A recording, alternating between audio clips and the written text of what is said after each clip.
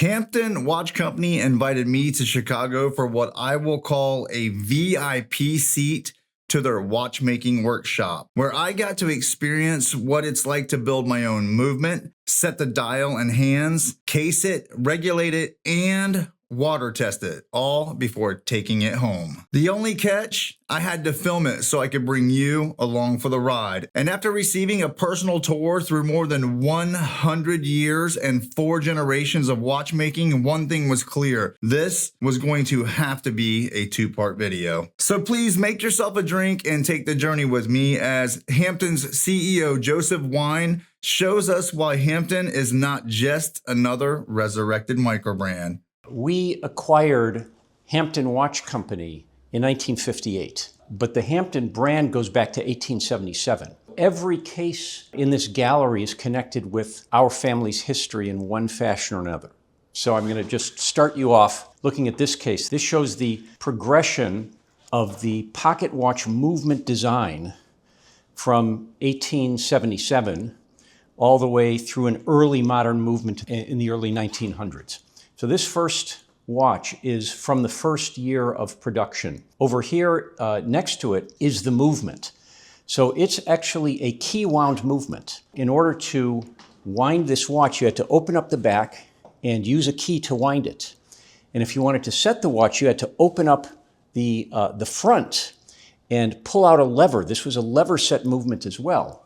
And then you would adjust the time, and then you would close it. This watch in the middle here, you can see it no longer has a key winding mechanism.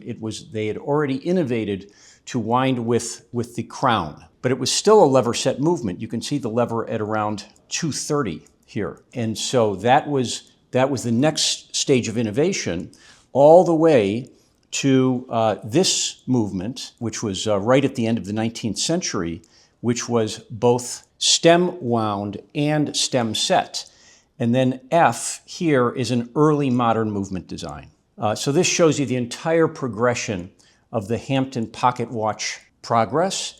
And down here, these are already my grandfather's generation. These are all wristwatches in the mostly 50s in this case. By the way, I'll just mention that watch in the back there is an 1886 salesman sample. They wanted to show off how beautiful the movements were. And by the way, I didn't realize it until I was editing this video and kind of honed in on what Joseph was saying, but the exhibition case back that we know today actually derived from these pocket watches. They were called salesman cases and were only used to show off the movement to retailers. These actually represent the oldest watches that I have from my grandfather. So my grandfather he was one of 5 brothers and a brother-in-law who all came from Eastern Europe to America and all started watch companies around the turn of the last century. So these 2 watches are from the early 20s, and these are both pocket watches. When I found these watches in our archives, I was very puzzled because I know that these watches had to have been made after 1922 because that's the year he came to America. But both of these watches are lever set movements. And I was very puzzled by that. Why would my grandfather in the 1920s have been using a movement that by then was obsolete? And it was a historian who actually explained it to me. Of course, the industry had innovated to movements that were set by pulling out the crown and setting the watch. Around the turn of the century, there was a terrible railroad accident because one of the conductors had this modern style pocket watch and had accidentally changed the time. And so after that, the regulatory body insisted that railroad engineers only use lever set pocket watches because they could not be accidentally set. And so that's why my grandfather used these movements. These watches were intended for railroad use. So this case actually shows the transition to the wristwatch era. Around the turn of the century, there was already a trend beginning towards wristwatches. And these 3 cases in the center show that progression. So the farthest one on the left, A, actually shows a pocket watch case, a lady's pocket watch case that simply had end lugs soldered to it so that you could insert a ribbon through it and tie it to your wrist. You can see, because the glass flipped forward, This was a lever set movement, and you can see that the 12 was oriented toward the crown. So this was a pocket watch layout, pocket watch movement and pocket watch layout. So that's A. B still had a pocket watch dial, but it had proper end lugs. So this was a few years later. And then C is a proper wristwatch. The 12 is facing up, the crown is at 3, and it has proper end lugs. So these three watches, it's the same case. These three watches show the progression from a modified pocket watch all the way to a wristwatch. I want to point out here that Joseph is speaking of the three watches that are right smack in the center of the case. I know I showed the wrong watch in the very last clip, but you'll have to bear with me. I only had about 20 minutes to do this segment. And in front here, this is a brand new, never worn Hampton wristwatch from about 1920. The list price was $50. And if you look underneath here, you can see an advertisement for this same watch. They were selling it on sale at $36.50. So it was still a lot of money back then, but it's a beautiful little watch. By the way, I did the conversions on that, and in 1920, $50 had the equivalent purchasing power to approximately $815 today. In 1920, watches could be picked up from a price range of as little as $1 on the low end to as high as $50 on the high end. So this watch would have been considered a very expensive watch at that time. So this case is from our Clinton collection. So this is all my grandfather. These are watches from the 1950s. You can see these two watches in front. It was very common fashion back then to have 3 rubies, synthetic rubies on the dial. So both of these watches, and we did it, a lot of other companies did it as well, so both of these watches are from that era.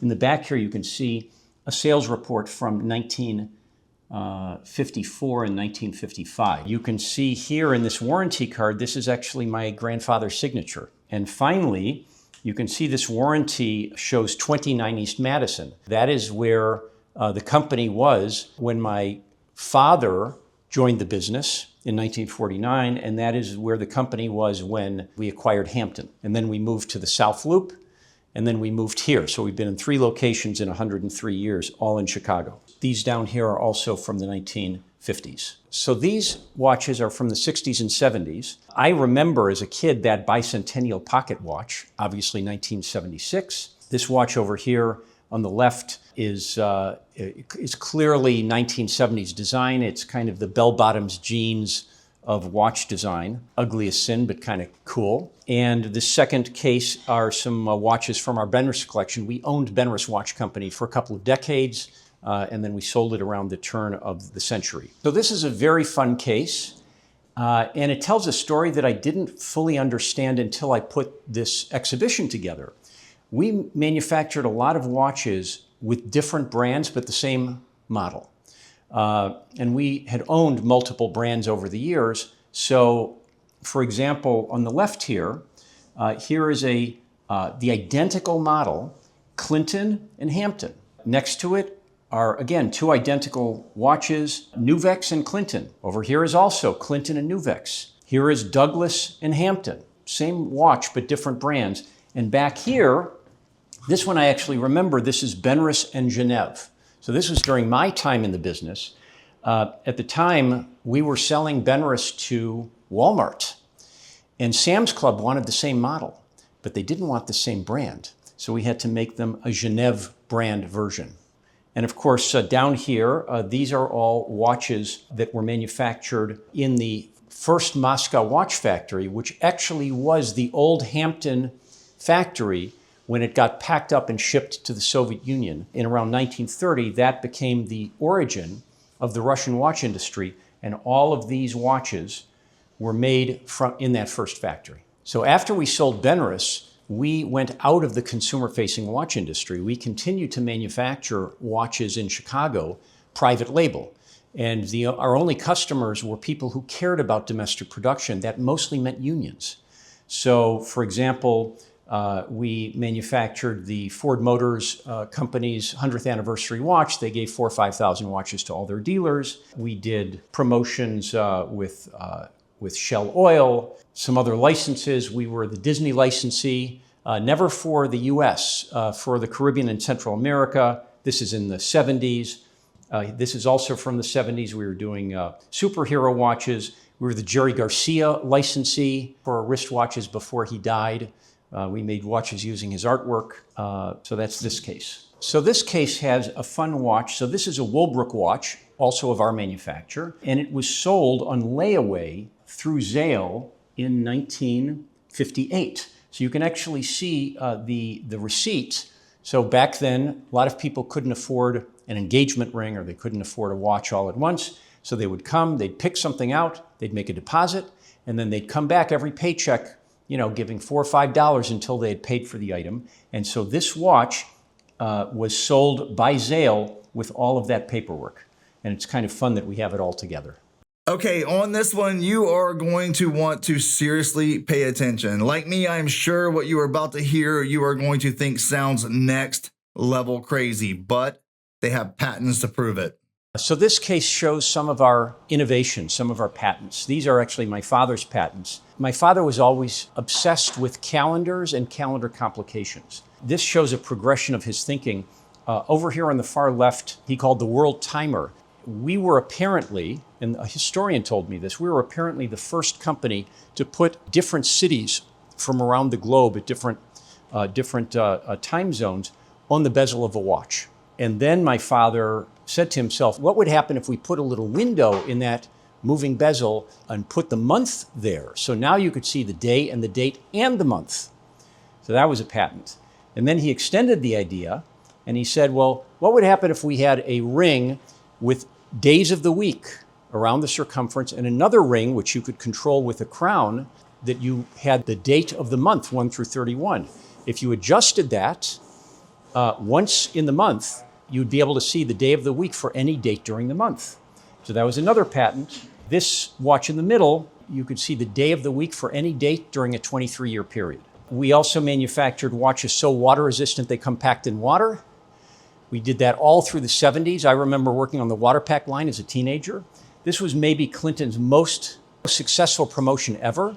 It not only paid for my college, but it also paid for our acquisition of Benris. So this is just a fun case filled with unique watches. So over here, these are two watches from my grandfather's eldest brother. It was a collaboration between Weinstrom Watch in New York and Abra Watch. One of my grandfather's brothers was actually in Switzerland.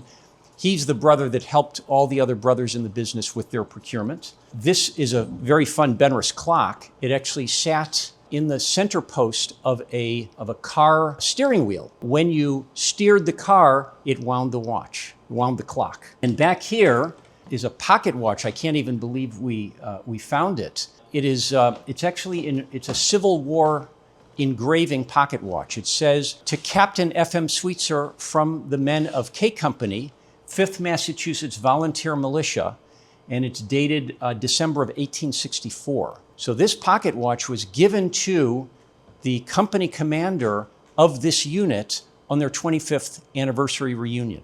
Down here are military watches. This is a World War I Hampton military watch. You can actually see the crystal is yellow, and that's because of the radium. The radium affected the cellulose crystal. This is a Clinton military watch from World War II. These are two Benris military watches from Vietnam. This was the reissue of the Benris watch from 1944. This was a D-Day watch that we reissued in 1994 for the 50th anniversary of D-Day. This, of course, is a Marathon watch, my cousin, from Desert Storm. And back here, you can see a photograph of my father with a couple of his buddies in Paris in 1945. Okay, well, the clock and the steering wheel thing was unbelievably cool. By the way, if you are interested in learning a little bit more about this brand, I covered them in a video. I will be sure to link that one at the end of this one. And to the guy in the comments on that video that stated that Hampton is just another resurrected micro brand, all I can say is that 4 generations and 100 years of continuous watchmaking disagrees with you. Oh, and by the way, don't forget, this is only part 1. The watch build video is coming in a few days, so Please consider subscribing and hitting that bell so you'll be notified. Thank you so much for watching. I'm James. This is Blue Collar Luxe, and I will see you in the next one.